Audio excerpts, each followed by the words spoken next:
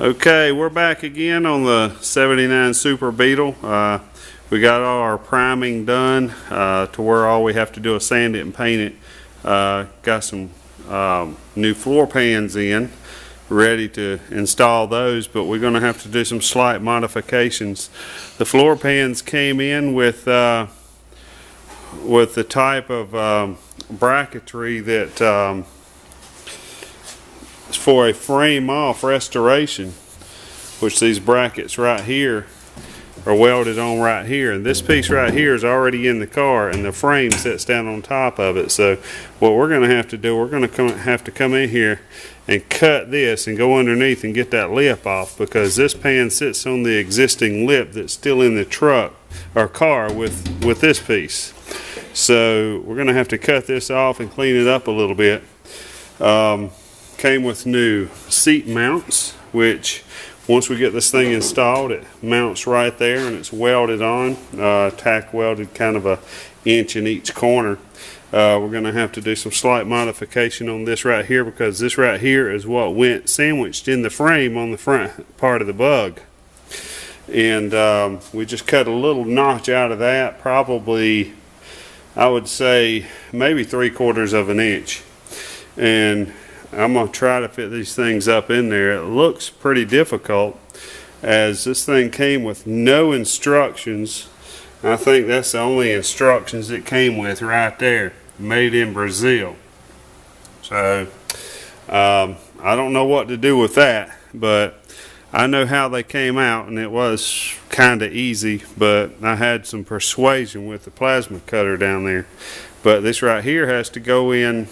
These really have to go in as one whole unit. And what I did when I got the old ones out, I just cut around that lip right there all the way around, unbolted these bolts from these bolt holes down here, and the whole thing just fell out. Then I had to go around with what you saw in the previous videos, had to go around with an air hammer and chisel all that metal out, trying to get this thing to fit 3 ways on top of a lip and bolt it up under from another angle inside of a small bug all at one time is going to be a little difficult. These things do come in quarters, so I may have to cut these things in half just to make the install a little bit easier.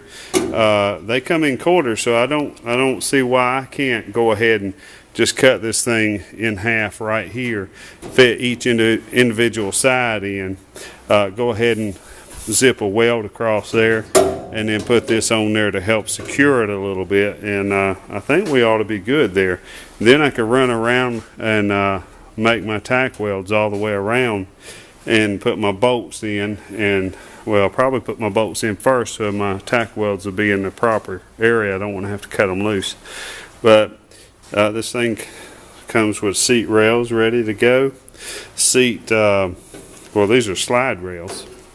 This is the mounting device for the seat itself. But these things right here, the bug already has those mounted right in the frame. So we're just going to leave these things off.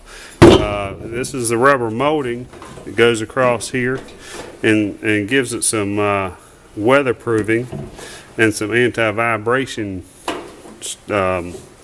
anti-vibration anyway, but it'll help seal it up. And once we get done, we'll run around the outside seam, probably underneath also, and put some waterproofing weather seal on it so it won't leak water and try to rust out again, because this is probably, even though I know how to do it, or when I get done, I will have known how to do it, and I really don't want to do it again.